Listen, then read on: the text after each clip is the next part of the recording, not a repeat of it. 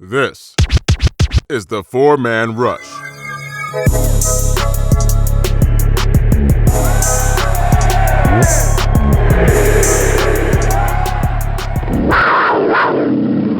Hello, Panther fans, and welcome to another podcast of the Four-Man Rush. I'm your host, Timmy V.O., here with Kevin. Hey, Kevin. Want to wave to the fans for us? Hey, Kevin. Got a man Will here, nonchalant, a.k.a. You Can't See Me Fool. What up, Will? And our man Jude Arias, a.k.a. the college kid, knows his shit, people. So, as you all know, we had a draft. And we're going to talk about said draft.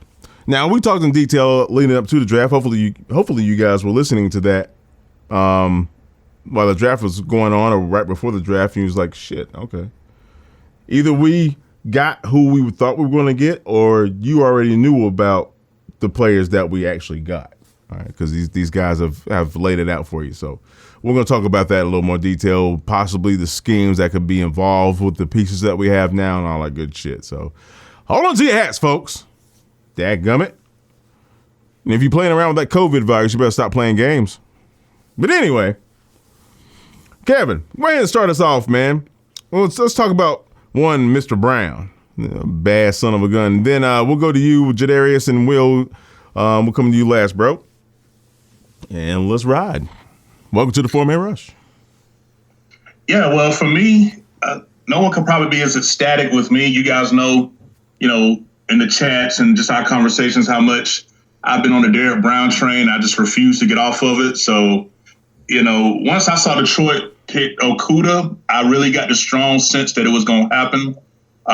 Just pretty much based on, just based on what the other teams in front of us needed. New York, not really as worried. I know Gettleman love his hog mollies and stuff, but really once he got past Detroit and New York, I pretty much knew that Derek Brown would be sitting, waiting right there for us at the number 7 pick. Again, I knew it was a chance that Simmons could be involved, but but thankfully that streak of not drafting Clemson players remains intact. So with the 7th pick, the Carolina Panthers did select Derek Brown, defensive tackle out of Auburn. Anybody that was watching me live know I was celebrating, drinking a bottle of Grey Goose as this happened. Man, what can I say about this kid? I mean, we're talking about someone that is just a dominant force on and off the field, which is needed. Just from a football standpoint, we're talking about someone that's really able to affect and dominate the game without it being a lot of stats put up. From disrupting blocking schemes. I've yet to really see him get a lot of one-on-one blocks, even when the play is going away from him. Like, he is always the center of attention. Panthers offense coordinator Joe Brady said he was the number one player. They had the game plan for the most at LSU all of last season. Wow. So, he said he was more than excited to finally be on the same sideline with Derek Brown. As far as the X's and O's point of view goes, I like the fact that he can line up at any position on the defensive line. I just like the fact that, he plays with power. He plays with leverage. He has a hot motor. He goes in hot pursuit. He's just someone that you can tell you're getting maximum effort and he loves the game. So I'm just really excited that we got him. I can't wait to see how he's going to look with this new Matt Rhule / Phil Snow defense in Carolina. And, with healthy Kawan Short coming back, along with the other picks that we got that we're going to discuss a little bit later on, I'm more than happy to see a defensive line that we haven't had in quite a while. Right on, G. This is going to be a nice defensive line. I'm just saying. It's going to be nice. Jude Arias. It's a breath of fresh air for me. Because I know it's not necessarily the most beautiful pick to fans. But if you look at how many teams in the NFL are built inside out, like the Eagles had Fletcher Cox in the inside dominating. Even if you look at the Chiefs, they had Chris Jones in the inside dominate. You need that dominant force inside. And linebackers are definitely going to appreciate that. Trust me, this was Shaq Thompson's favorite pick in this whole draft because it means that a guard is not going to be in his lap all game, especially if he's playing Mike. But I can see why fans were upset. Isaiah Simmons is not somebody that's common. He's 6'4", 230, fluid as a DB, big as a linebacker. That's just not, you just don't get that every day. But for linebackers to be effective, you have to have defensive linemen that are willing to do the dirty work. And Derrick Brown's middle name is Dirty Work. That's what he does. So perfect pick. If I had to grade it, I'll give it an A+. Perfect pick. Good talent. It fits the area need for us. It's going to make a difference. Right on, man. Yeah. I can't wait to see this man on the field. Will, how do you feel, man?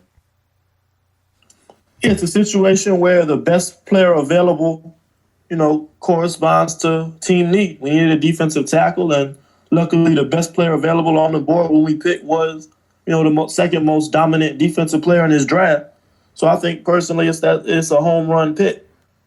I thought it was interesting, Matt Rhule did an interview. He mentioned that it was possible that the Panthers would trade back if Brown wasn't there. But once he fell, I think they had an idea in the back of their head that he was going to go to Detroit. Once Detroit took Okudah, the attorney basically turned the phones off and wasn't accepting any trade back offers. So Derrick Brown just kind of fell into their laps. They had him as a number 3 player in the draft, which I did as well. Burrow, Chase Young, Derrick Brown, number 3. And that just solves a big need for this team. I think he can be the centerpiece, the foundation for, a young defense that's going to be on the up and up over the next couple of years. So I'm excited to see him in a Panther uniform, the new number 95. Oh, you think he's going to wear 95 or 5? Do they have can they wear single numbers yet? No, he's officially got the 95 jersey. They released the jersey numbers today. Oh. So he just put a 9 in front of it, and it'll be the new 95. Dang, Charles's number. Ooh. Some big shoes, boy. Some big shoes. All right, so the pick that came after Mr. Brown actually caught me off guard. I didn't see that shit coming. I did not see that shit coming. Could somebody pronounce his name for me? It's Yetur Gross-Matos. Wow. What's his nationality? I'm judging by his name that it's... Yeah, I haven't done that much research on him. I just know yeah. what he does in a helmet and shoulder pads. You said that shit with confidence. It's like, oh, okay. Yeah. All right, so, Kev, tell us about this young man from Penn State. Yeah, well, this young man from Penn State is coming in at 6'5", 267 pounds. With as Rhule said, with the room to still develop and grow his body out. We're talking about someone that has exceptional length in his arms. One thing that stood out to me on the film work that I've been watching since we drafted him, because I didn't really do a whole lot on him. I had seen him in some flashes, but pretty much just been watching since we drafted him. I'm impressed with his ability to have various moves to disengage blockers. He's someone that was very productive, both versus the run and the pass. In 3 years, he had 36.5 tackle for losses. He had 18 sacks. And then what I liked is that his numbers went up year by year. So you saw as he got comfortable, he continued to produce more. So this is a player that, unlike other players that we've had at defense end lately, when you had certain players in, he was predominant because he was the pass rushing, or at another defense end where, he's primarily to stop the run. Well, this is going to be a young man that's going to allow us the opportunity to have him on the field on any down. I definitely consider him a 3-down player. I just like the fact that, he just plays with a high sense of urgency, but you can tell that he has the tools to be great. Just got to continue to develop them, continue to work with him. I like the fact that he plays with good pad level and he doesn't have any wasted steps. And he seems to have a real high football IQ. I've seen him several times sit in his gap and wait for the play to come back to him and end up getting one of those several tackle for losses by just having discipline, not over pursuing. So I like the fact that, that he not only has the physical tools, but the mental tools to be effective as well. He's just a player that I just really excited to see he had a mid first round grade by a lot of NFL GMs. So essentially, you could look at it if you like, is that we really got 2 first rounders out of this draft, or first round grades with the first 2 selections. I like the fact that he can play not only the 4-3 DN, but he can also play inside of the 3 technique. Like we like to use those, what we term those NASCAR packages, where you just get your best pass rushers in and let them use their work. And on the film, again, his hands are quick and effective, where it's difficult for offensive linemen to really lock in on him, and he took advantage of that. I know some of his sacks came by just simply, just chopping the hands for the lineman before they get on him, and did a swing move, and bam, he's right on the quarterback. So I like the fact that whether inside or outside, the production doesn't fall off. Overall, I think we got a good player that has the tools to be great, and I just see him having a bright future here in Carolina. Word. Jude Arias. I'm gonna call him Lobo. I like that nickname. Lobo means Timberwolf. All right. So I think he might be like he might have some Latin roots there. No clue, but I like him. I'm gonna stick with Lobo. But great length. You can see on film that he just has an instinct to get after the pass rusher, and that's definitely gonna help our D line. And he has size too, so not only is he going to be able to rush the passer, but as he gets better and he gets more experience on obvious rundowns, he won't have to come off the field. So that helps us a ton. But like Kim was saying, like position flexibility, like if you were to run a stunt with Lobo and somebody from the interior, you're not losing a lot like when you stunt with, like, say, Mario Addison or Brian Burns, and now they're going against the guard, and now they have to win with quickness. But Lobo can beat you with quickness, power. He has a deadly chop. He's just going to get after the passer, so it's going to help our defensive line a lot. Word. Yeah, I saw some of his tape from last year. Well, I should say his highlight reels. But like you mentioned, I was studying his hands, man. He chops the shit out of people, man. It's ridiculous. Well, how you feel about Lobo? This was interesting. He wasn't really on my radar because I didn't think there was a possibility that he could fall to 38. So I think a lot of people was assuming that we were going to take a cornerback at 38, and then we're in a group chat and we're talking about, who we going to possibly pick day at pick 38. And I said, are y'all happy with our defensive end rotation? You got Weatherly, you got Haynes, you got Obata. Yeah. And they said, man, I'm kind of iffy there. I said, how would y'all feel if we took Yator Gross-Matos at 38? Nobody had a problem with it, and sure enough, a couple hours later, that was the guy that we picked at 38. So it kind of crossed my mind last minute when he was still on the board at 38. Now, Matt Rhule made an interesting point, and he's going to be the strong side edge along with Weatherly. These are the bigger guys. Take on the set the edge against the run play. So I guess Brian Burns, Haynes, those guys will be your weak side edge in this defense. I think with him, he can use more polishing as a pass rusher. I think he'll evolve in that role. He has a lot of room to grow as a run defender as well. But I think with Matt Rhule, it's about traits. He has elite length, elite explosiveness. His broad jump, vertical jump, very impressive for a guy his size. I think he's 80th percentile in a lot of his testing metrics. I think he's ran a 4.5, I want to say, at Penn State.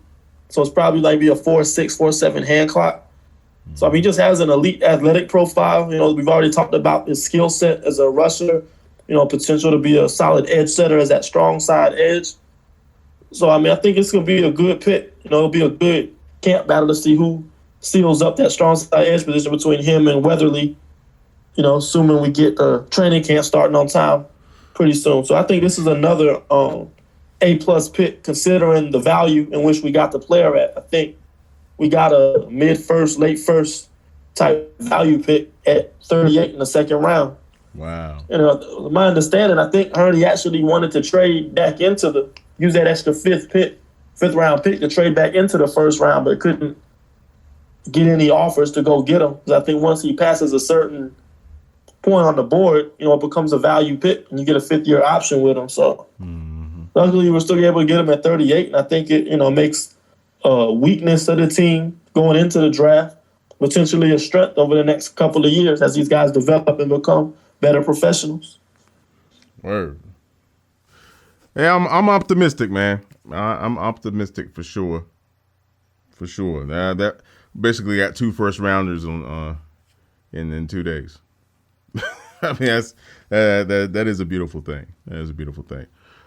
So next, my favorite pick, I like to say, because everybody was bitching about Simmons. My favorite pick. Sweet chin music. This young man, this kid can play. I like this pick, man. What'd you think, Kev?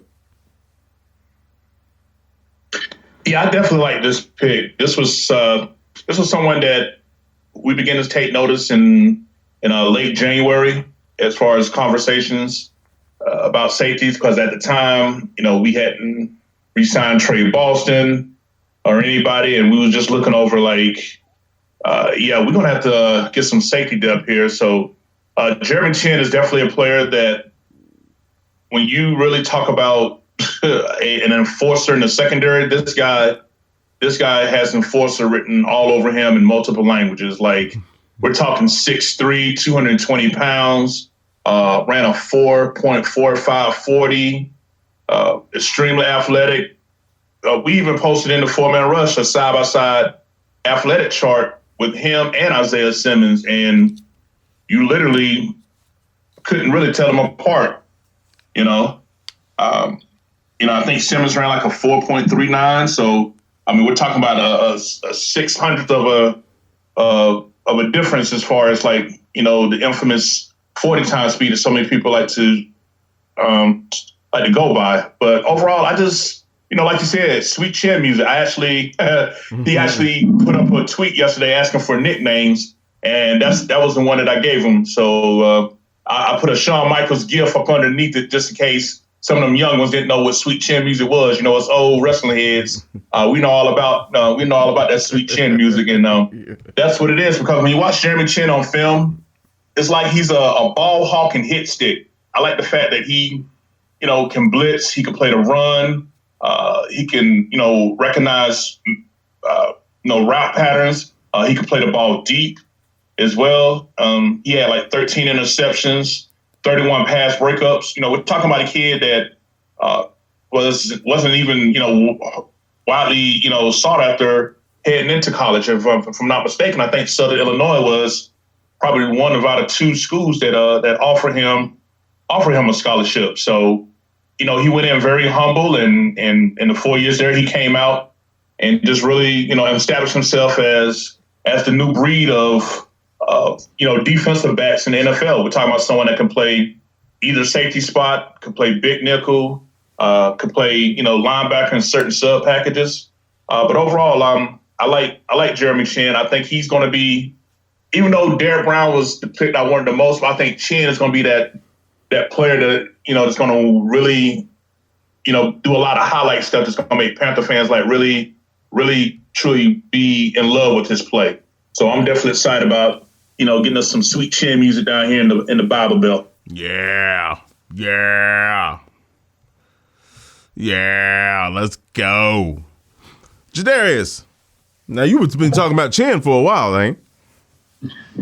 Yeah. You look for guys that have the size. You look for guys that can move. A lot of times, some of those guys will come from smaller schools. But how you cover ground will translate in the NFL, whether that's DB, wide receiver, running back. If you cover ground or you eat up ground, and you know what you're doing, that's going to translate, period. Who you play against is really, it matters, but it doesn't matter in the sense that you're not the only person out there. It's an 11-man game. So a lot of scouts will be like, oh, he played against bad competition. What did he do in between the white lines? Was he eating up space? And Jeremy Chin is actually really, really good at eating up space and closing and recovering. And you'll see guys that have the track speed but don't have the recovery speed. And you'll see guys that run a little bit slower but actually recover really, really well. Like, look at Josh Norman. Josh Norman ran, 4.6, mid 4.6. But on the field, even if he's stacked, he has the ability to make plays with his length. So it's always about how you make up for that. And Jeremy Chin really goes along with the kind of theme here in draft picks, which is like, we want position flexibility. So now we have somebody that can run like a DB and hit like a linebacker without taking a first round pick on him. And now all of a sudden we got 3 starters day one possibly that can all do something a little bit different and mix it up should we need it. So it makes a ton of sense. And if I had to give this pick a grade, it's an A+ too. Day one, Jeremy Chin is the best DB in Carolina. Wow. You heard it first. Day one, Chin is the best DB on Carolina Panther football team. Well, I like that, man. I like that. And I can see that too. Because that man, ooh. Anyway. Well, how you feel about Mr. Chin? This was a home run pick. I really feel like Rhule was playing chess. He's saying, why? How about instead of taking Simmons at 7, I can get an elite blue chip defensive tackle prospect, the guy that was 3rd on my board. And maybe later in the draft, a guy like Willie Gay Jr., a versatile guy, Kyle Duggar, or a Jeremy Chin will fall to me later rounds. And sure enough, Jeremy Chin just kept falling down the boards, and Hurney used that Kyle Allen pick to trade up and go get him. I think it really fills a need and adds a lot of versatility and flexibility to our defense in a similar way that drafting Simmons would have as well. I think the difference primarily why Simmons is a better prospect, you just think he's more instinctive, better football IQ, recognizing, blocking schemes, playing in the box, recognizing route combinations, making reads, things like that. And then just in the level of competition, playing from a small school like that, you have questions about competition. But he did have a chance to play against the D1 guys at the Senior Bowl, and he held his own and really boosted his draft stock. So, I'm really excited about the pick. Just look at the different positions he played. As a prospect, I'm not projecting that he'll be this at the next level, but Harrison Smith of the Minnesota Vikings comes to mind. Harrison Smith can play single high safety, has the range to cover sideline to sideline. He can walk into the box and be an enforcer, take on blocks, contain the edge, play the run very well, great tackler, very physical player. The people don't want to come across the middle against him. He can play in the box, take on, fullbacks, take on blocks and make tackles like that. So I just think coming out as a prospect, guy like Harrison Smith, coming out of Notre Dame, I think they're very similar in that regard. And I think with him, he can play corner as well, which is surprising for a guy with that size and athletic profile. The way he can transition from back pedal to sprint cover, maybe tight ends and backs coming out of the backfield. Look at our division. We got to deal with Gronk now. If O.J. Howard don't get traded, that's Gronk and O.J. Howard we got to deal with in Tampa. So somebody's got to cover, those athletic weapons like that can line up outside or play tight end. You got Alvin Kamara in New Orleans we got to deal with. So there's all these different weapons. I think the Falcons just traded for Hayden Hurst, who's a pretty good receiving tight end. So I just think Jeremy Chin allows us flexibility to match up with those guys. I see them running a 3-safety base defense. He'll be like the nickel Sam. You'll see Shaq Whitehead. And Jeremy Chin is kind of like your hybrid linebacker / safety / nickel corner. So he'll allow you to stay in base defense to maintain that run support while, having more athleticism and speed to be able to cover than, if somebody like Jermaine Carter was in there at Sam linebacker. So this was just a great pick to me. I think great value in the 3rd round. We missed out on Simmons, but we were able to get another athletic guy, elite athletic profile, versatile athlete to add to the defense as well. Yeah, I was a little skeptical at first because I was like, okay, what are we going to do here? Man, I agree. obviously I agree with you guys. Chin was a great pick. It was a great pick. Sorry, Clemson fans. We got Simmons light, but this kid can play. Now, Troy Pride Jr. out of Notre Dame. I haven't heard too much about this kid. Quite honestly, I haven't seen anything on this kid. So if you guys could please educate me and the listeners on this gentleman we got on the fourth round. Kevin? Yeah, well, for me, this would be another homecoming.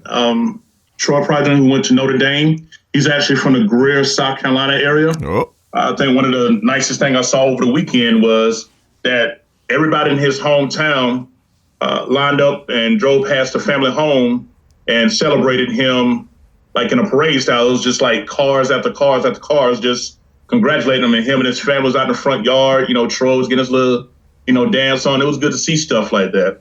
But as far as the X's and O's part of it, again, we're talking about someone that definitely fits the athletic profile that Matt Rhule is pretty much setting as the precedent as what he wants in his players. He has very good overall athleticism, and he got like 4.4 speed. He's got long arms. Reminds me a lot of Josh Norman in that department. And press man seems to be what he does the best at. The only thing that we discovered here, and I can let Jude Arias go into depth because I know how much he paid attention, was seems like Troy Pride got the infamous Bradbury syndrome. Well, all he needs to do is turn that damn head around and intercept the ball. But outside of that, I just see someone that can really just, be developed and groomed into a very solid outside cornerback for us as well. I'll be honest, he wasn't someone really on my radar either. But overall, based on what I read and what I was able to look up prior to coming on, he seemed like a player that has the tools. He just got to get the good coaching, and I think he's going to be someone that can be a nice surprise for us, particularly with a depleted cornerback position that we have been in. So Troy Pride Jr., welcome back, welcome home. And, when Ron decided to get the hell up out of here, we look forward to getting you out here and getting you coached up and seeing what you can do. Right on, B. Jade, what's up?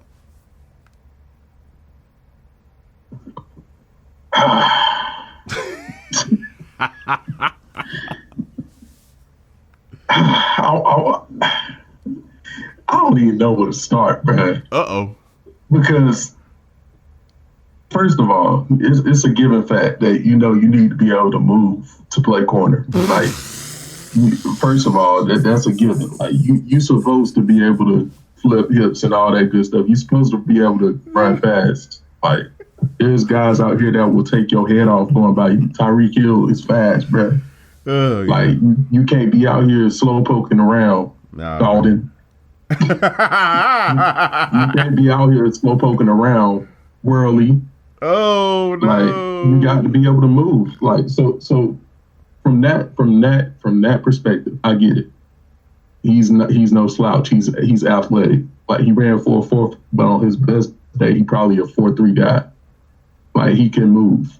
Mm-hmm. Even his track numbers are blazing. Mm-hmm. But even vertically, like, sometimes you'll see the track guys run super fast, but not jump super high. He almost had a 40-inch vertical.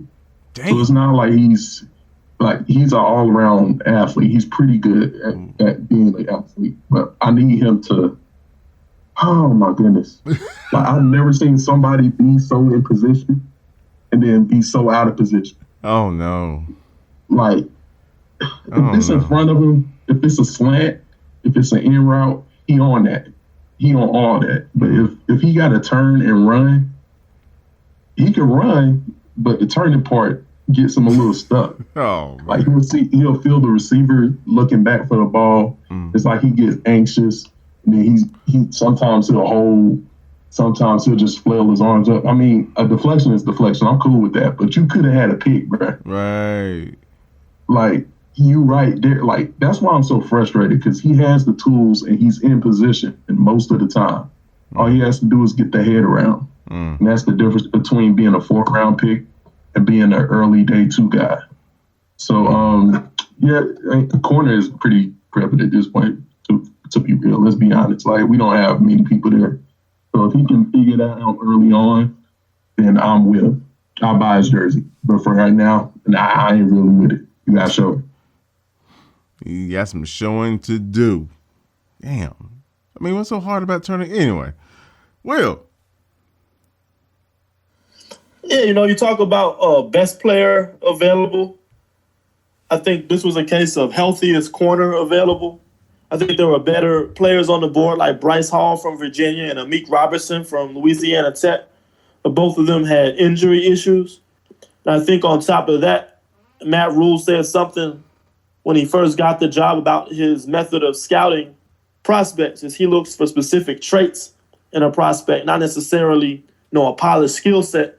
And that's how he bought players in at Baylor and bought players in at Temple. He says, give me elite athletic traits and our coaching staff can develop the rest. And I think that was the case here. They took a healthier corner that had an elite athletic profile. I mean, he's a blazer. I mean, he ran a 10, sub-10. I think he ran a 10.5 100 meters, a 21.6 200 meters. God. Like a low 6 and a 60-yard dash, and a 4.4 electronically timed 40. So, I mean, he can scoot.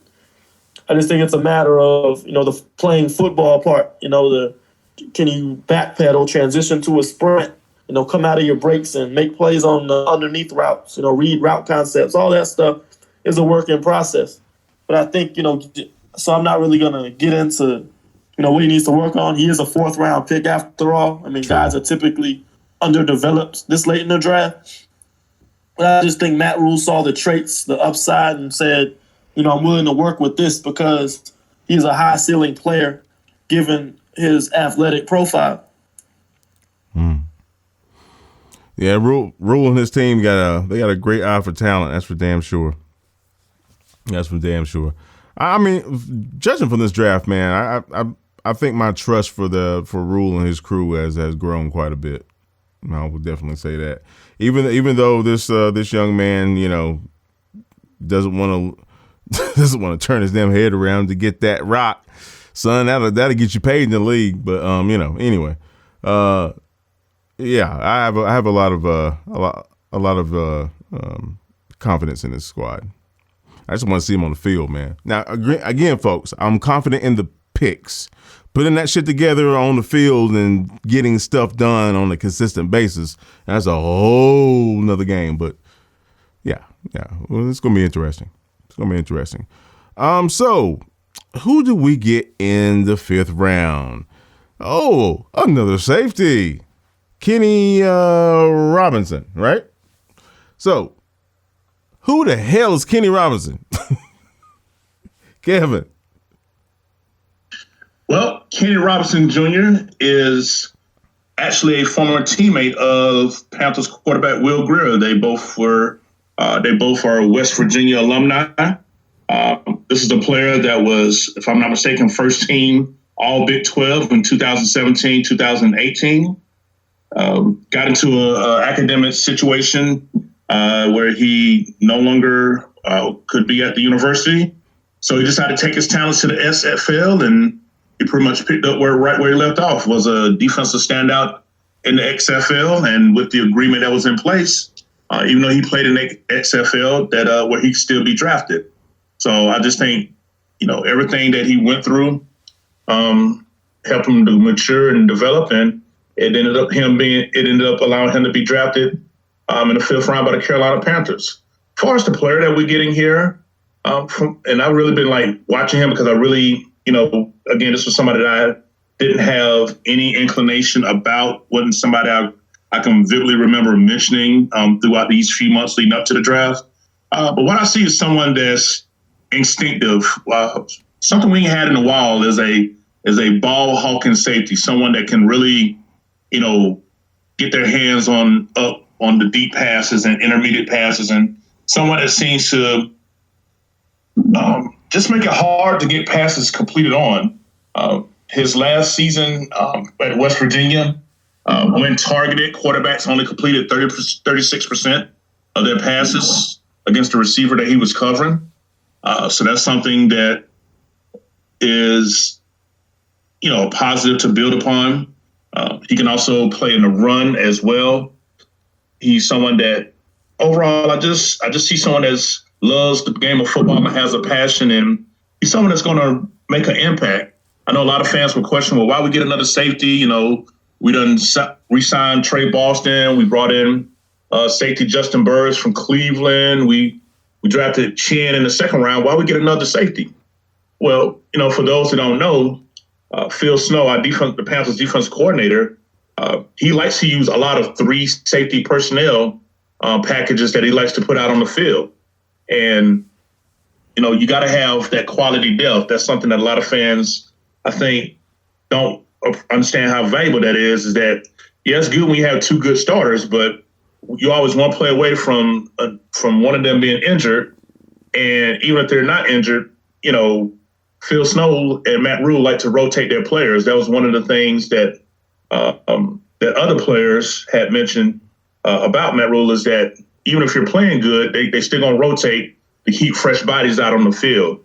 So I have no problem with us now being 4 players deep at the safety position with talent that can definitely impact on the field. So a lot of people think that this was a steal for Carolina based on the post-draft reports. They felt like some teams were kind of scared off by, what happened at West Virginia as an option. But Matt Rhule said that they spoke to not only West Virginia, they spoke to his high school coach, they spoke to coaches at the XFL, and they all had nothing but positive, great things to say about the kid. So definitely when you give him a second chance to make the most of it, is definitely a good thing to be rewarded. So I'm glad that he's here in Carolina. Great stuff, man. Great stuff. Jude Arias, how you feel about him?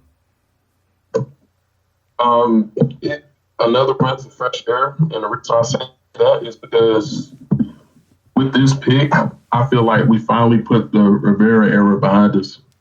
Because Rivera neglected safety for a long time. Boy, did he. Amen. When you think about it, at one point I had Kai Nuka starting as a safety for us. Like, ridiculous. Like, yeah, you don't even know who he is. That's how ridiculous it is. But also had a guy like what's his name, Haruki Nakamura. Like, I just thought about like all the bad safeties. Yeah, man. And I was like, yo, Trent and Des, like wow, Trent, they cool, something like that. That dude from the Falcons. You talking about the guy we got from the Ravens? Man, yeah, he sabotaged us, bro. Yeah, man. Yeah, I don't know what the fuck he was thinking on that one. But go ahead. I'm sorry. But Don't forget Deku from Atlanta. yeah, bro. We had that safety for years. Years. This was definitely something, a breath of fresh air. Like Kevin was saying, he's a ball hawk. So for me personally, 2 interceptions is like you're breaking even for a safety. This man had 9 interceptions in 3 years, so he's trending over what the average is. Then partner that with 9 more pass deflections, so he's getting his hands on the rock. Whether that's at so his first year he had 3 interceptions at West Virginia, second year 4, and then in the XFL he had 2. So it's telling me he's covering ground well. If you go look at the film, you'll see he's covering ground well. He's going to be like a free safety. He's going to be like 2 free safeties. So maybe he flex over to strong if need be. I think his best role will be free safety. So he'll probably be backup free safety behind Trey. Solid player, good character, even though he made mistakes in the past. I really liked the letter he wrote. He took full responsibility. And that's a man's man to me. Take responsibility when you make a mistake. Mm-hmm. So it's a good pick in a good in the area of need for like depth and competition. And hopefully he'll get going here soon, get some interceptions for us. Yeah, I like his upside, man. He sounds like, I mean, if you go back that far and everybody's saying they like that kid, man, just despite what happened in West Virginia, and granted, we don't know the absolute details, but, it's not like he's getting arrested for dumb stuff, you know what I'm saying? So, yeah, hopefully he can grow here. Will, how you feel about Mr. Robinson? Yeah, he wasn't really on my radar in the pre-draft process either. When we had a chance to watch some film against Oklahoma, and I mean, this was an explosive offense they were playing. You had Kyler Murray, you had CeeDee Lamb, first-round pick, and Hollywood Brown, first-round pick. And it's like a 62-59 game between Oklahoma and West Virginia. I mean, he hung in there. I mean, he took a few jabs to the face, a few right hooks, but he had a short memory. A red zone opportunity came up. He was right there to make a play and got an interception in the game. He was coming up making tackles. I mean, limiting yards after the catch. He missed some too. I mean, CeeDee Lamb and Hollywood Brown will do that to you, but he looked like he belonged against those, elite receiver talents that are going to have great careers in the NFL. So, if that's the worst we'll see him, I mean, that's the reflection of what we'll see at the next level. I think he can possibly be a steal. I think he's a true free safety. He's got very good ball skills, can play center field, cover sideline and sideline. And we saw that in the XFL. He made a lot of plays on the ball. That's what I noticed in the Oklahoma game, too. He didn't always make the play, but he was always around the ball, and making the right read. So, I just think just adding that safety depth was important. Remember, we lost Colin Jones, who's been the backup free safety / special teams superstar for the last several years. So now you got a nice little 4 safety rotation going on. So I think we're finally can be optimistic about that position group, which hadn't been the case in a long time. Nothing wrong with depth and competition, folks. Nothing wrong with it. All right, so we got Mr. Robinson, we got Pride Jr., Chin, Lobo, Derek Brown. Now we want to finish it off at the 6. Well, I'll not finish it off, but close to finish. Mr. Roy Bravion. This kid's somewhat of an athlete, folks. Not Will, sorry. Kevin, how's this man stand out to you? Well, one thing about selecting this man that stood out for me is that, when we did our 4-man rush mock draft on the last podcast, I was able to nail down both defensive linemen, him and Derek Brown. So I definitely feel good about it. He got those receipts. What'd you say, Tim? He got those receipts. Oh yeah, yes sir. I ain't unsure if I got them papers. You know what I'm saying? But overall, though, man, I was ecstatic. I think this was the best pick on day 3 for the Panthers. We're talking about, a player that's 6'1", 337 pounds. Even though he wasn't invited to the combine to show off his athletic ability, but if you are to take the word of his coach, who had him at Baylor for 3 years, Matt Rhule, he's very athletic. It shows up in his film a lot. I know a lot of people will be like, well, he's only 6'1". Well, when you line up in the trenches, if you know what you're doing, you can use that to your advantage and get that leverage and get up underneath those big offensive linemen that's 6'5", 6'6", that's hunkering down. You're low to the ground, and you can get up on them, quicker because you already got the leverage advantage. So, that's where you got to, think beyond the initial numbers to see the impact. But overall, we're talking about a guy that, ran a 4.9 at that size as well. I'm like, that's a lot of man moving quick. So again, even at 337 pounds, Matt Rhule is still able to get someone with some top-notch speed and athleticism, even on the defensive line. What I like about him is his ability to play the nose position. He can play the 0 technique in a 30 front. He can also play some 3 technique as well. Marty Herney had mentioned when he went to Senior Bowl that he really stood out to him, and he called Matt Rhule and told him, like, yo, your boy Roy, he really out here putting in work. So I think that's when he initially got on the Panthers' radar, at least in the eyes of Herney, because Matt Rhule said that he didn't need to talk to any of his players he coached because he already knows what he's getting with them. But overall, I just like the fact that him, along with Derek Brown, along with Zach Kerr, along with Kawan Short. I just think that we finally have a defensive tackle rotation that is not only effective but versatile as well. You know, you can't really just peg, you know, any of our defensive tackles, say they can only play at one position, and I like that. So, you know, when Bravion Rhule was doing his Zoom interview after getting drafted, he already said that he's looking forward to working with Derrick Brown, and he said it's going to be a lot of trouble for teams we play against. So I like his confidence. I like his playmaking ability. I like his athleticism, and I think he's definitely going to be someone that fans are going to know about for years to come. So he's going to be trouble. J-Day, what's the deal? How you feel about Mr. Brevion? Honestly, this is one of my favorite day 3 picks ever. Wow. Just because of the athletic profile. Not only that, but you're also getting somebody that can be an impact in rotation. If you're getting that on day 3, no matter if it's the 4th round, 5th round, 6th round, 7th round, if you get that in UDFA, period, like somebody that could be an impact day 1 in the rotation, especially at D tackle, where D tackle, the third D tackle off the bench, is every bit as important as the first 2.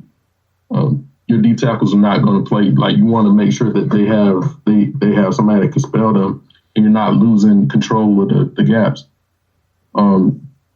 He's perfect for that. And I think his pass rush is underrated. A lot of times people neglect pass rushing if you don't get home.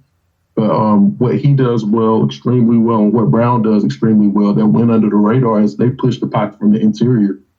And on the defense like ours, now we got young dogs on the outside. We got Lobo, we got Burns. So we push the interior, and the edges are doing what their job, and they're beating their guy one-on-one. It's a sack. So it's a home run pick, especially this late. Normally, your 6th and 7th round picks are guys that are going to be projects. But I think with Roy's, with his stature and with his power and his caliber of an athlete, I think his traits are going to transfer over a little sooner than people expect. You're here. I feel you, man. Will, how you feel about Mr. Roy? Yeah, this is a great round 6 pick. I think I expected to come out of this draft with either James Lynch or Bravion Roy from Baylor. So I guess Roy was more fit the value of the pick, should I say. Guess Lynch would have been a reach a little bit earlier if we would have took him instead. But I was studying Phil Snow's defense, and just Bravion Roy stood out. I think I was watching the Kansas game. I mean, he's relentless. He was constantly in the backfield getting quarterback pressures. I mean, he's stout against the run. I mean, Baylor, you got to remember, Baylor in the Big 12 ran a lot of 3-man fronts, and they only rushed 3 and dropped 8. And they were still getting pressure by only rushing 3. So you got 3 defensive linemen against 5 blockers. That Bravion Roy was still getting pressure and still was one of the most effective interior defensive linemen in terms of pass rush win rate. So, I mean, him and James Lynch on that interior line at Baylor were just doing a great job of being able to accept that challenge of rushing 3 and getting 3-man pressures, and they were just so effective in doing so. I think he's a good pick in day 3 because of his role in the defensive line rotation. You got to remember, defensive linemen are one of the position groups that you're not going to play 100% of the snaps. You know, your starting rotation maybe get 60, 65%. So you need a quality second line rotation that can take that additional 35, 40% of the snaps. So I think with Bravion Roy, Zach Kerr, and the 2 edge rushers, depending on how that camp battle plays out, you'll have 2 quality defensive line rotations. The question is why, some will ask, why did he fall to the 6th round? I just think his length, hand size, and physical traits weren't that attractive to teams. He was at the Shrine Bowl where he balled out. That's where Marty Herney first learned about him, called up Matt Rhule, and they were on the same page from there that this guy's a baller and he can play, as he was balling out there in practice that week. But then I thought he was snubbed because he didn't get invited to the combine. And I think that was one of the bigger combine snubs, considering how productive he was throughout the season. So he didn't get to work out at the combine. And then with this COVID situation, he never really was able to have a pro day. So we never really got to see his athletic profile on paper. And then Matt Rhule comes out and says he probably would have ran a 4.8, 4.9 at the combine. So imagine what that would have did for his draft stock. We might have not even been able to get him in the 6th round if he was able to test and show scouts and football executives how athletic he is for that size. So overall, I think this could be, one of the better day 3 picks we've had in a while. I think he'll be an immediate guy that can come in and crack that starting or to crack that second string D-line rotation and play a significant number of snaps right off the bat. Right on, man. Good pick, Coach. Good pick. Love it, man. Love it. This rotation is going to be nasty. They're going to be young, too, man. Good Lord of mercy. Woo. Oh, man. All right. Damn it, COVID. You got to go to hell on somewhere. You got to go to hell on. Let's get this season going. All right. So, and in the 7th round pick, we're going to round this up with another corner pick, a Stanley Thomas Oliver III. Kevin, would you like to tell us about Mr. Oliver? Yeah, sure. With Mr. Stanley, he always say he wants to be called Stan. Just go ahead and short it. So okay. I'm gonna respect the man wishing. So with Stan here, we're talking about a cornerback that was 6 foot, 192 pounds, 4-year player at Florida International. I believe that's school our very own Will at the grad school. So shout out to alumni coming home to the 4-man rush per se. Yeah, but what you're talking about here is a guy that, when he went to school, he came in as a highly touted wide receiver, and his first 2 years, that's what he played. He made All-Conference USA as a freshman. Here as well. So he's definitely is a playmaker, and just one day in practice, just playing around, doing DB drills, he made enough pressure for the coach to be like, hey, you want to switch? All right, sure. Okay, coach. All right. You know what I'm saying? And when he did that, he made honorable mention again on the all-conference team as well. So you're talking about a guy that's, again, another athlete, someone that's fast, got quickness. Not playing cornerback only 2 years. He is raw with the cornerback, nuances that needs to be done. And I can let, Jude Arias and Will elaborate more on that because they're more in tune to that aspect of it. But what I see here is a guy that potentially, in a couple of years could be someone that could be a solid surprise for us. I was up late Sunday night watching some film on him because of all the players we got. This was a guy that I knew the least on. And when I watched him, honestly, he reminded me like a combination of Captain Munnerlyn and Josh Norman when they first came out their rookie years, respectively, in 2009 for Munnerlyn and 2012 for Josh Norman. Again, I'm seeing someone with long arms. The fact that he played wide receiver, he really understands the route tree that these wide receivers are running. And you can tell that, he's, able to put himself in great position to make, plays on the ball. So he's raw right now.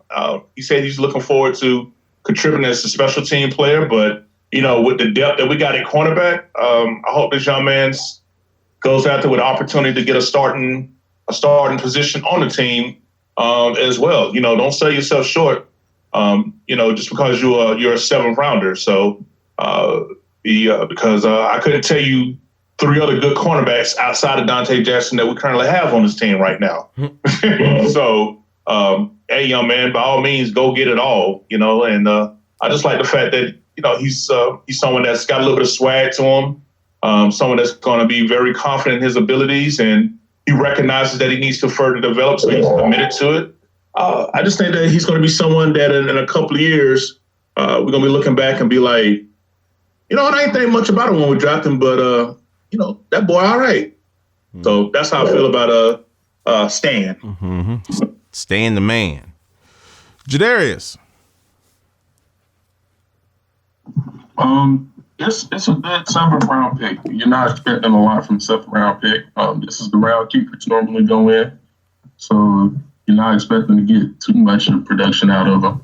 But I looked at his film, and he did. Kevin did say Josh Norman, and I can see it. Not just for the dreads. He's really lanky. I think he moves better in a straight line than Josh does.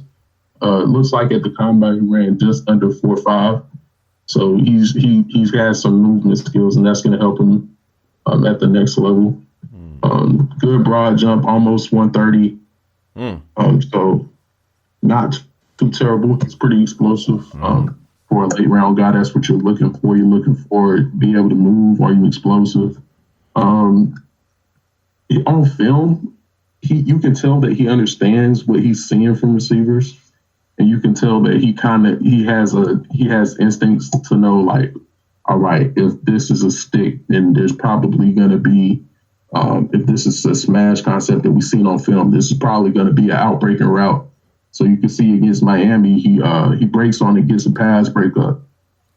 So if it's in front of him, I trust him a little bit more to make the play, which is why I think maybe he'll be good at nickel. Maybe they'll switch him from outside the nickel just to get him going on that learning curve, so he doesn't have to necessarily worry about flipping his hips. Because what I noticed when he has to go back a little bit deeper, he gets extremely heavy-footed. He starts to stomp out campfires, if you will. So something that he can work on is transitioning, and Will probably expound on that a little bit more. But I think for instincts, for length, and for his movement skills, he'll at least be a contributor on special teams. But it wouldn't be surprising to me to see him beat out the likes of Corn, Elder, and the other guys on the roster to get some corner reps. Wow. And nothing like bringing a dog in. That's for damn sure. Well, wrap up this Stan the Man. Hey, got another FIU Golden Panther in the NFL. So from one Panther to another Panther. FIU? You can really see the receiver skills because he has good ball skills coming out.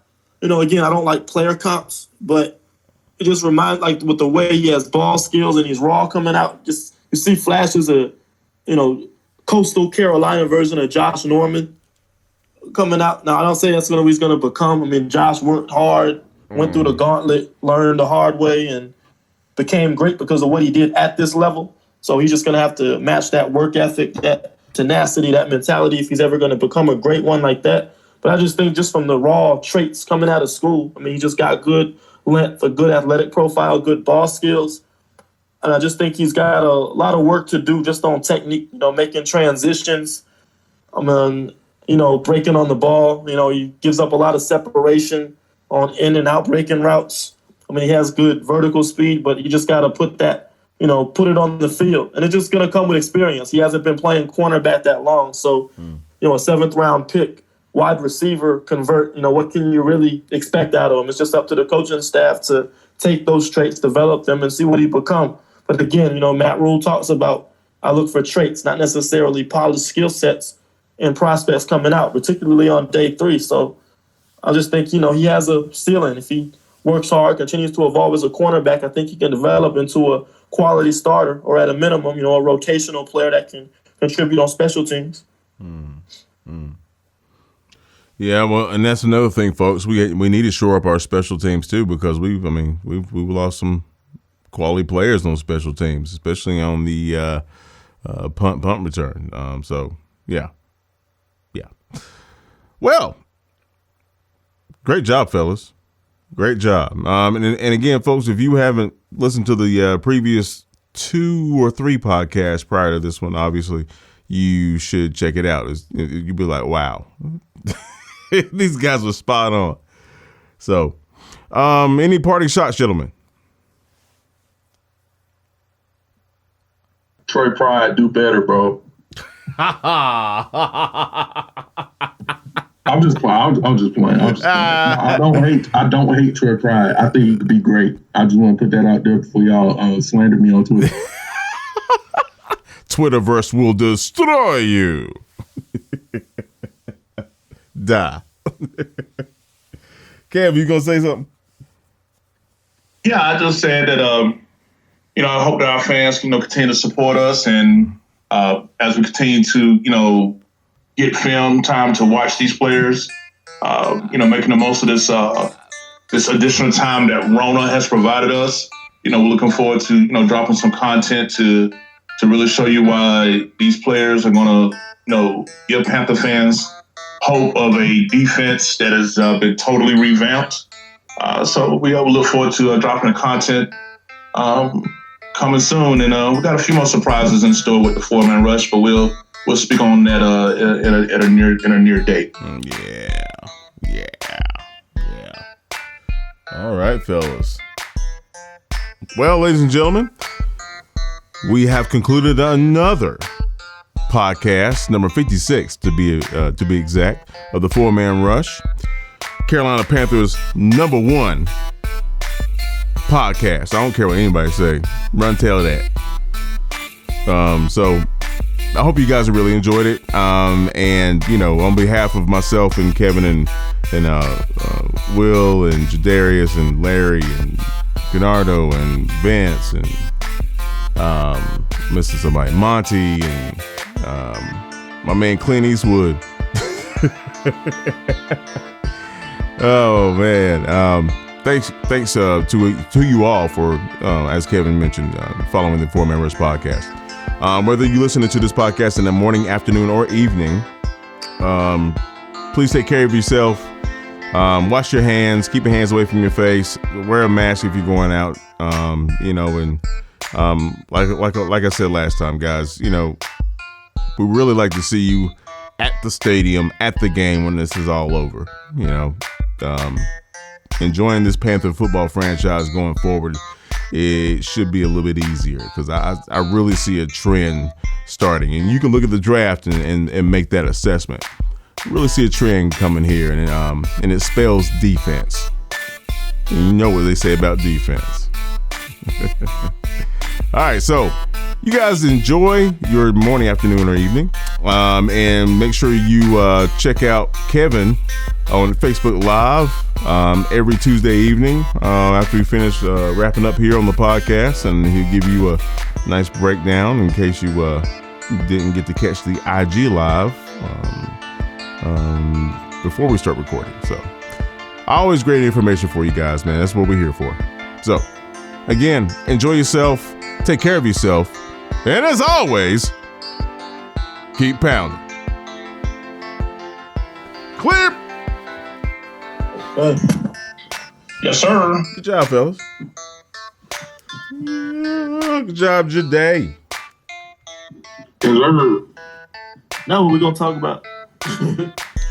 It's undrafted free agents next week. And yeah. Hopefully we sign. Yeah, I was thinking.